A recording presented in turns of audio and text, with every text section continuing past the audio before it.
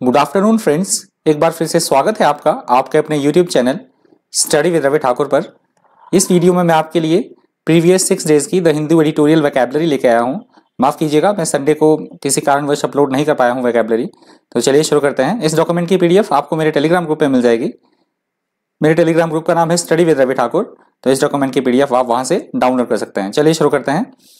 तो weekly vocabulary का पहला वर्ड है कॉम्बैट। कॉम्बैट यहाँ पे नाउन की तरह यूज हुआ है। इसका मतलब होता है किसी से युद्ध करना, किसी से मुकाबला करना या किसी के साथ जूझना, उसको बोला जाएगा कॉम्बैट। अगला शब्द है अनरिलेंटिंग। अनरिलेंटिंग यहाँ पे एडजेक्टिव की तरह यूज हुआ है। इसका मतलब होता है ऐसी कोई चीज या बात जो कमजोर होने की बजाय, वीक होने की बजाय लगातार बढ़ रही हो और लगातार वो शक्तिशाली हो रही हो, स्ट्रांग होती जा रही हो, उसको बोला जाता है अनरिलेंटिंग। या हम बोल सकते हैं अपनी बात से टस से मस ना होना, अडिग रहना अपनी बात पे, उसको भी बोला जाएगा अनरिलेंटिंग। अगला शब्द है फटीग। फटीग यहाँ पे नाउन की तरह यूज हुआ है। इसका मतलब होता है अत्यधिक थकान हो जाना, किसी काम से बहुत ज्यादा टायर्ड हो जाए हम, थकान हो जाना बहुत ज्यादा, उसको बोला जाएगा फटीग। अगला शब्द है अटमोस्ट। अटमोस्ट यहाँ पे एडजेक्टिव की तरह यूज हुआ है। इसका मतलब होता है ऐसी कोई बात या स्थिति जो अपने एक्सट्रीम पॉइंट पर हो, अपने चरम बिंदु पर हो, मैक्सिमम अधिकतम बिंदु पर हो, वह अपने चरम बिंदु पर हो, उसको बोला जाएगा अटमोस्ट। अगला शब्द है विजिल। विजिल यहाँ पे नाउन की तरह यूज हुआ है। इसका मतलब होता है किसी भी काम को करते हुए बहुत ज्यादा सावधानी बरतना, बहुत ज्यादा चौकसी से करना, वो काम सावधानी पूर्वक करना, उसको बोला जाएगा विजिल। अगला शब्द है फैटेलिटीज। फैटेलिटीज यहाँ पे नाउन की तरह यूज हुआ है। इसका मतलब होता है दुर्घटना, युद्ध या किसी अप्रिय घटना के घटने से मृत्यु हो जाना, तो उसको बोला जाएगा फैटेलिटीज। अगला शब्द है कंटेनमेंट। कंटेनमेंट यहाँ पे नाउन की तरह यूज हुआ है। इसका मतलब होता है किसी चीज को या किसी स्थिति को अधिक फैलने से रोकना, उसको नियंत्रण में रखना, उसको कंट्रोल में रखना, तो उसको बोला जाता है कंटेनमेंट। अगला शब्द है कॉन्कील। कॉन्सील, ये शब्द यहाँ पे वर्ब की तरह यूज हुआ है। इसका मतलब होता है किसी बात या तथ्य को छुपा कर रखना, उसको अपने तक ही सीमित रखना, गुप्त रखना, तो उसको बोला जाएगा कॉन्सील। अगला शब्द है अल्बीट। अल्बीट यहाँ पे कंजंक्शन की तरह यूज हुआ है। इसका मतलब होता है हालांकि, यद्यपि या तथापि, उसको बोला जाएगा अल्बीट। अगला शब्द है अनअबेटेड। अनअबेटेड यहाँ पे एडजेक्टिव की तरह यूज हुआ है। इसका मतलब होता है ऐसी कोई वस्तु या स्थिति जो अपनी पहले वाली स्थिति पर बनी रहे, बिना किसी कमी के, उसमें किसी भी तरह का कोई कमी ना हो, ज्यों का त्यों बने रहना, उसको बोला जाता है अनअबेटेड। अगला शब्द है इंसर्जेंट्स। इंसर्जेंट्स यहाँ पे नाउन की तरह यूज हुआ है। इसका मतलब होता है अपने ही देश की सरकार या अपने ही देश की सेना के साथ जो कोई व्यक्ति लड़ रहा हो, उसके खिलाफ बगावत कर रहा हो, हम उसको बोल सकते हैं बागी या विद्रोही, उसको बोला जाएगा इंग्लिश में इंसर्जेंट्स। अगला शब्द है ट्रूस। ट्रूस यहाँ पे नाउन की तरह यूज हुआ है। इसका मतलब होता है युद्ध ना करने के लिए, थोड़े समय के लिए किसी के साथ समझौता करना, थोड़े समय के लिए मान जाना कि हम युद्ध नहीं करेंगे, हम बोल सकते हैं अस्थायी युद्ध विराम, उसको इंग्लिश में बोला जाता है ट्रूस। अगला शब्द है ससेशन। ससेशन यहाँ पे नाउन की तरह यूज हुआ है। इसका मतलब होता है किसी प्रक्रिया या काम पर विराम लगा देना, उस पर रोक लगा देना या उसकी समाप्ति कर देना, उसको खत्म कर देना, उसको बोला जाएगा ससेशन। अगला शब्द है रिकॉन्सिलिएशन। रिकॉन्सिलिएशन यहाँ पे नाउन की तरह यूज हुआ है। इसका मतलब होता है दो देशों या दो व्यक्तियों के बीच लड़ाई या युद्ध समाप्त करके आपस में पुनर्मिलन करना, या हम बोल सकते हैं मेल जोल बढ़ाना, उसको बोला जाएगा रिकॉन्सिलिएशन। अगला शब्द है रिसर्जेंट। रिसर्जेंट यहाँ पे एडजेक्टिव की तरह यूज हुआ है। इसका मतलब होता है ऐसी कोई चीज, ऐसी कोई बात या स्थिति जो पहले कमजोर थी पर उसका फिर से पुनर्जीवित हो उठना, फिर से उसका बढ़ जाना, फिर से और ज्यादा उसका स्ट्रांग हो जाना, शक्तिशाली हो जाना, उसको बोला जाएगा रिसर्जेंट। अगला शब्द है कंसेंसस। कंसेंसस यहाँ पे नाउन की तरह यूज हुआ है। इसका मतलब होता है किसी बात पर लोगों की आम सहमति होना, हम बोल सकते हैं किसी बात पे सभी लोगों की सर्वसम्मति होना, उसको बोला जाएगा कंसेंसस। अगला शब्द है पेडागॉजी। पेडागॉजी यहाँ पे नाउन की तरह यूज हुआ है।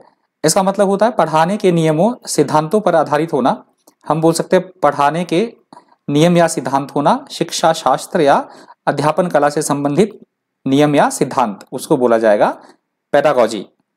अगला शब्द है एसिमेट्री। एसिमेट्री यहाँ पे नाउन की तरह यूज हुआ है।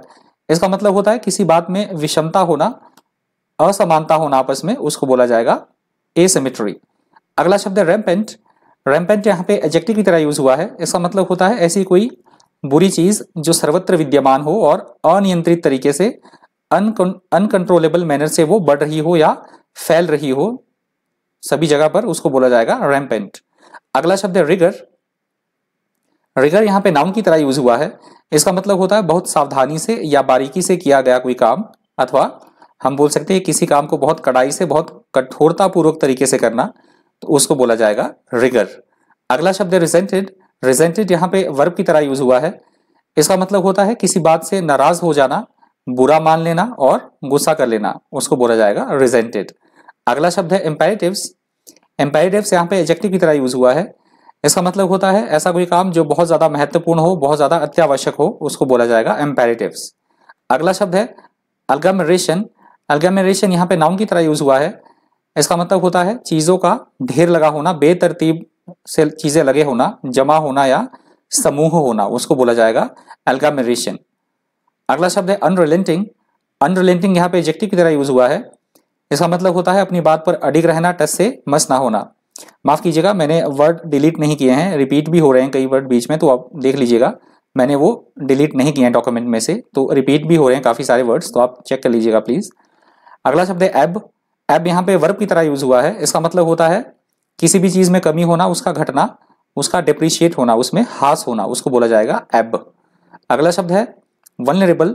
वल्नरेबल यहाँ पे एडजेक्टिव की तरह यूज हुआ है। इसका मतलब होता है ऐसी कोई चीज जिसे आसानी से शारीरिक या मानसिक आघात पहुंचाया जा सके, उसे चोट पहुंचाई जा सके, उस चीज को हम बोल सकते हैं निर्बल, दुर्बल या अति संवेदनशील होना, उसको इंग्लिश में बोला जाता है वल्नरेबल। अगला शब्द है पैलिएटिव। पैलिएटिव यहाँ पे नाउन की तरह यूज हुआ है। इसका मतलब होता है बीमारी का ऐसा कोई उपचार या समस्या का ऐसा कोई समाधान जिसे कि हम थोड़ी देर के लिए उस बीमारी या उस समस्या को दूर कर दें, पर वो हमेशा के लिए जड़ से खत्म ना हो, उसको बोला जाएगा। थोड़ी देर के लिए मतलब राहत पहुंचाना, वो चाहे हम बीमारी की सेंस में ले लें या फिर किसी प्रॉब्लम की सेंस में ले लें, वो थोड़ी देर के लिए तो सॉल्व हो जाए या वो रोग थोड़ी देर के लिए तो राहत मिल जाए उससे, पर वो हमेशा के लिए दूर ना हो, हमेशा के लिए प्रॉब्लम सॉल्व ना हो, उसको बोला जाता है पैलिएटिव। अगला शब्द है आउटस्टेड। आउटस्टेड यहाँ पे वर्ब की तरह यूज हुआ है।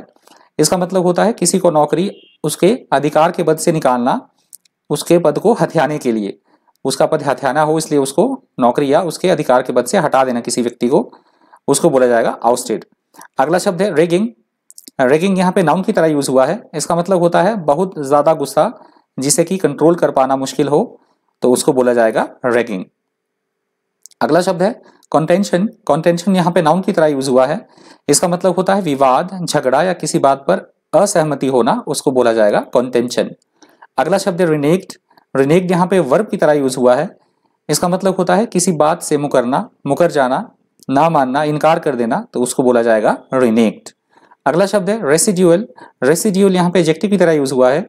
इसका मतलब होता है किसी प्रक्रिया के अंत में बचा हुआ कोई भाग या समस्या के अंत में कोई बात रह जाना, उसको बोला जाएगा रेसिड्यूअल। अगला शब्द है कॉन्स्पिरेसी। कॉन्स्पिरेसी यहाँ पे नाउन की तरह यूज हुआ है। इसका मतलब होता है किसी के खिलाफ साजिश या षड्यंत्र रचना, उसको बोला जाएगा कॉन्स्पिरेसी। अगला शब्द है अल्यूड। अल्यूड यहाँ पे वर्ब की तरह यूज हुआ है। इसका मतलब होता है किसी व्यक्ति या वस्तु के बारे में अप्रत्यक्ष रूप से बात करना या उसके बारे में संकेत करना अप्रत्यक्ष रूप से, उसको बोला जाएगा अल्यूड। अगला शब्द है पेट्यूलेंट। पेट्यूलेंट यहाँ पे एडजेक्टिव की तरह यूज हुआ है। इसका मतलब होता है चिड़चिड़ा होना, बदतमीज होना, उसको बोला जाएगा पेट्यूलेंट। अगला शब्द है फ्रेजाइल। फ्रेजाइल यहाँ पे एडजेक्टिव की तरह यूज हुआ है। इसका मतलब होता है ऐसी कोई चीज जिसे आसानी से नुकसान पहुंचाया जा सके, नाजुक, दुर्बल या कमजोर, तो उसको बोला जाएगा फ्रेजाइल। अगला शब्द है डेफ्टली। डेफ्टली यहाँ पे एडजेक्टिव की तरह यूज हुआ है। इसका मतलब होता है चतुराई से या चालाकी से भरा हुआ कोई काम, चतुराई या चालाकी अपनाना किसी भी काम को करने में, उसको बोला जाएगा डेफ्टली। अगला शब्द है डेलिकेसी। डेलिकेसी यहाँ पे नाउन की तरह यूज हुआ है।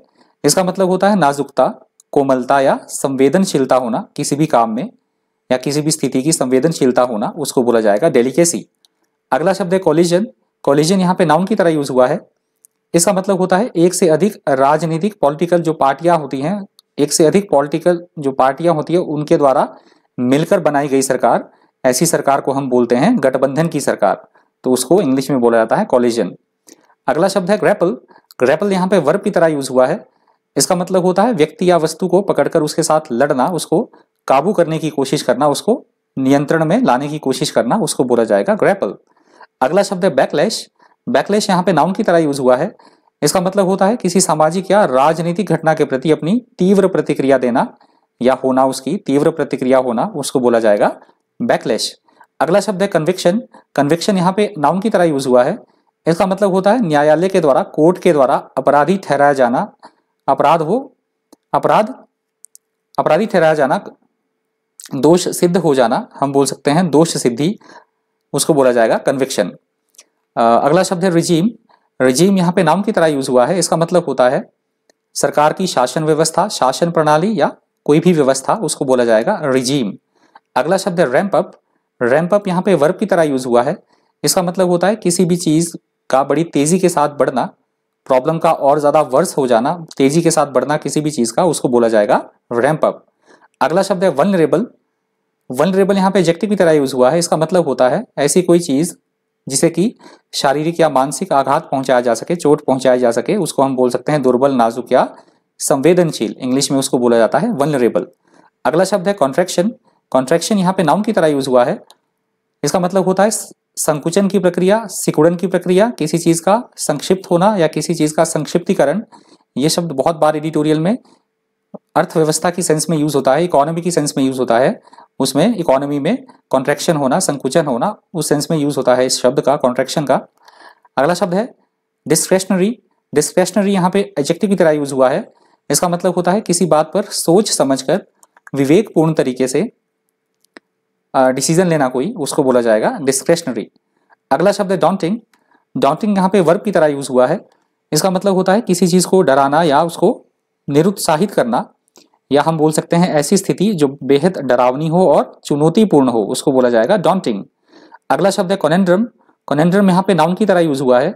इसका मतलब होता है ऐसी कोई पहेली या समस्या जिसका समाधान करना या उसको सुलझाना बहुत ज्यादा टफ हो, बहुत ज्यादा मुश्किल हो, उसको बोला जाएगा कॉनेंड्रम। अगला शब्द है अक्रूवल्स। अक्रूवल्स यहाँ पे नाउन की तरह यूज हुआ है। इसका मतलब होता है किसी चीज में तेजी के साथ बढ़ोतरी होना, बढ़ते ही रहना कोई चीज, उसको बोला जाएगा अक्रूवल्स। अगला शब्द है हैवॉक। हैवॉक यहाँ पे वर्ब की तरह यूज हुआ है। इसका मतलब होता है अत्यधिक विनाश या अव्यवस्था की स्थिति, और हम बोल सकते हैं किसी चीज को बर्बाद कर देना या तबाह कर देना, उसको बोला जाएगा हैवॉक। अगला शब्द है हैरिड। हैरिड यहाँ पे वर्ब की तरह यूज हुआ है। इसका मतलब होता है किसी व्यक्ति या स्थिति से परेशान होना, बेहद दुखी होना, उसको बोला जाएगा हैरिड। अगला शब्द है कॉन्फाउंड। कॉन्फाउंड यहाँ पे वर्ब की तरह यूज हुआ है। इसका मतलब होता है किसी को गलत साबित कर देना या उसको आश्चर्य में डाल देना, उसको भौचक्का कर देना, सरप्राइज कर देना, उसको बोला जाएगा कॉन्फाउंड। अगला शब्द है सोफिस्टिकेटेड। सोफिस्टिकेटेड यहाँ पे एडजेक्टिव की तरह यूज हुआ है। इसका मतलब होता है ऐसी कोई स्थिति जो बेहद जटिल हो, समझने में पेचीदा हो, उसको बोला जाता है सोफिस्टिकेटेड। अगला शब्द है एफिकेसी। एफिकेसी यहाँ पे नाउन की तरह यूज हुआ है। इसका मतलब होता है किसी चीज की क्षमता, उसकी प्रभावकारिता होना, उसकी इफेक्टिवनेस होना, उसको बोला जाता है एफिकेसी। अगला शब्द है डिसोनेंस। डिसोनेंस यहाँ पे नाउन की तरह यूज हुआ है। इसका मतलब होता है लोगों के आपसी विचारों में या लोगों का किसी बात के ऊपर से मतभेद होना, उनके विचार ना मिलना, उसको बोला जाएगा डिसोनेंस। या लोगों की किसी बात के प्रति असहमति होना, उनके विचारों का आपस में टकराव होना, उसको बोला जाएगा डिसोनेंस। अगला शब्द है ऑब्लिवियन। ऑब्लिवियन यहाँ पे नाउन की तरह यूज हुआ है। इसका मतलब होता है किसी व्यक्ति या वस्तु का लोगों के द्वारा भुला दिया जाना, लोग उसको भूल चुके हैं, हम बोल सकते हैं गुमनामी की स्थिति, उसको बोला जाएगा इंग्लिश में ऑब्लिवियन। अगला शब्द है हेस्ट। हेस्ट यहाँ पे नाउन की तरह यूज हुआ है।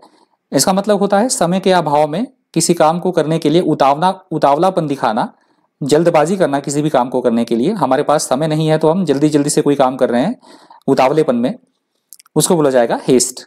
अगला शब्द है मॉर्टेलिटी। मॉर्टेलिटी यहाँ पे नाउन की तरह यूज हुआ है। इसका मतलब होता है मरने वालों की संख्या, या हम बोल सकते हैं मृत्यु दर, तो उसको इंग्लिश में बोला जाता है मॉर्टेलिटी। अगला शब्द है रेट्रोग्रेड। रेट्रोग्रेड यहाँ पे एडजेक्टिव की तरह यूज हुआ है। इसका मतलब होता है किसी स्थिति या चीज को बिगाड़ देना, उसको बद से बदतर बना देना, या हम बोल सकते हैं अपने पहले वाली स्थिति में पहुंचा देना उसको, जैसे वो पहले थी, उसको बोला जाएगा रेट्रोग्रेड।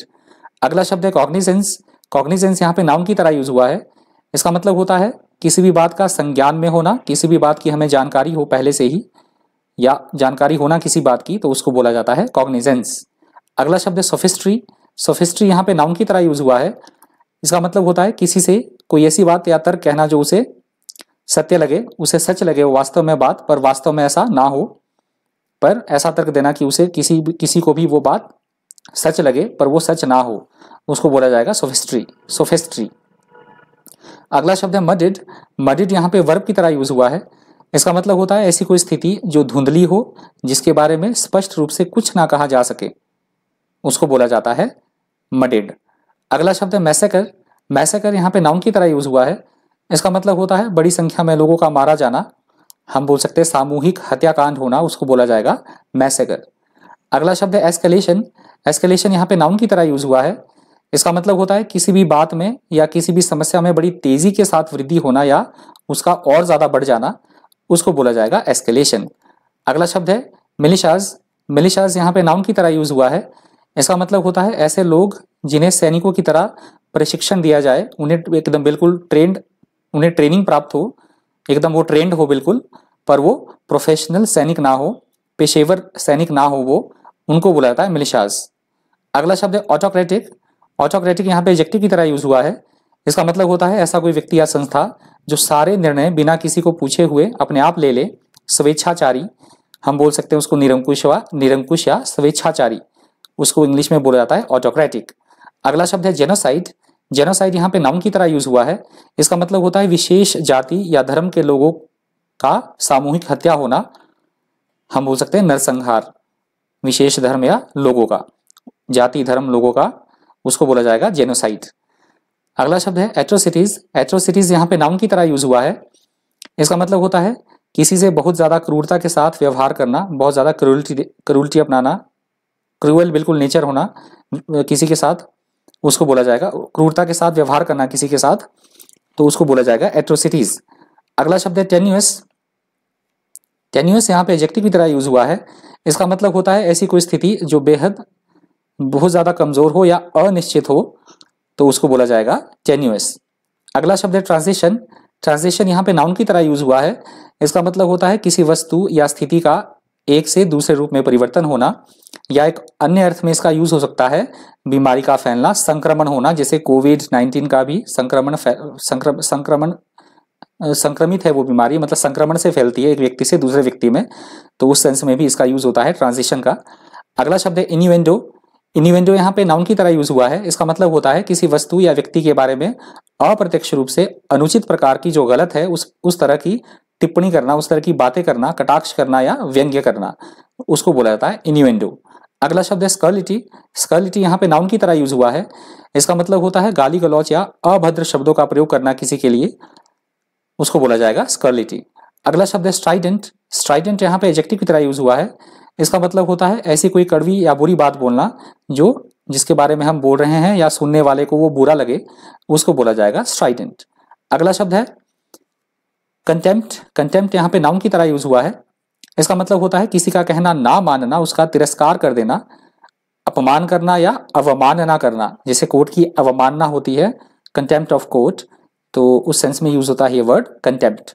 अगला शब्द है ओवर्ट। ओवर्ट यहाँ पे एडजेक्टिव की तरह यूज हुआ है।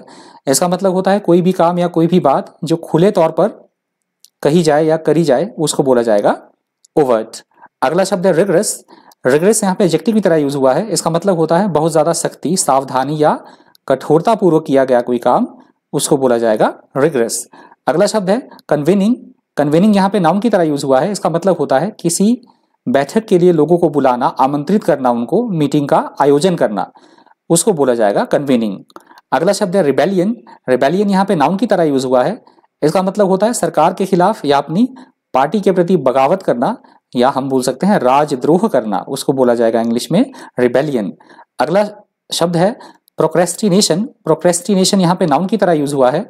इसका मतलब होता है किसी काम को ना करने के लिए टाल मटोल करना, उसको टालते रहना, आगे से आगे उसमें विलंब पैदा करते रहना, देर करते रहना उसमें, तो उसको बोला जाएगा प्रोक्रेस्टिनेशन। अगला शब्द है डिस्क्रेशनरी। डिस्क्रेशनरी यहाँ पे एडजेक्टिव की तरह यूज हुआ है। इसका मतलब होता है किसी बात पर सोच विचार कर विवेकपूर्ण तरीके से डिसीजन लेना, उसको बोला जाएगा डिस्क्रेशनरी। अगला शब्द है रीटरेटेड। रीटरेटेड यहाँ पे वर्ब की तरह यूज हुआ है। इसका मतलब होता है किसी बात को बार बार कहना, उसको दोबारा कहना, उसको दोहराते रहना, उसको बोला जाएगा रीटरेटेड। अगला शब्द है सबोटेज। सबोटेज यहाँ पे वर्ब की तरह यूज हुआ है। इसका मतलब होता है जानबूझकर किसी काम को बिगाड़ देना, उसको ना होने देना, उसको नुकसान पहुंचाना, उसको बोला जाएगा सबोटेज। अगला शब्द है कैप्टिव। कैप्टिव यहाँ पे एडजेक्टिव की तरह यूज हुआ है। इसका मतलब होता है किसी को बंदी बनाना, उसको कैद में रखना, उसको बोला जाएगा कैप्टिव। और वीकली वोकैबुलरी का अंतिम शब्द है विशिएटेड। विशिएटेड यहाँ पे एडजेक्टिव की तरह यूज हुआ है। इसका मतलब होता है किसी को कमजोर कर देना, अशक्त कर देना या उसको विकृत कर देना, उसको बोला जाएगा विशिएटेड। तो ये वीकली वोकैबुलरी का अंतिम शब्द था। आपको वीडियो हेल्पफुल लगी हो, इन्फॉर्मेटिव लगा हो, वीडियो से आपने कुछ सीखा हो तो प्लीज़ वीडियो को ज़्यादा से ज़्यादा शेयर कीजिएगा, वीडियो को लाइक कर दीजिएगा। और अगर आप मेरे चैनल पे नए हैं तो प्लीज़ मेरे चैनल को सब्सक्राइब करना मत भूलिएगा। और यदि आपने वोकैबुलरी का ऑडियो सुनना है तो आप मुझे खबरी ऐप पे फॉलो कर सकते हैं। आप प्ले स्टोर से जाके खबरी ऐप डाउनलोड करके the Hindu editorial by Ravi Thakur search करोगे तो मेरा चैनल आपको मिल जाएगा। वहाँ पे आप प्रीवियस जितनी भी मैंने वोकैबुलरीज अपलोड की हैं वहाँ पे आप उसका ऑडियो सुन सकते हैं। और यदि आपके पास भी कोई नॉलेज है, आप भी कुछ सिखाना चाहते हैं किसी को, तो आप भी खबरी पर क्रिएटर बन सकते हैं। तो वीकली वोकैबुलरी में इतना ही। Thank you, thanks for watching.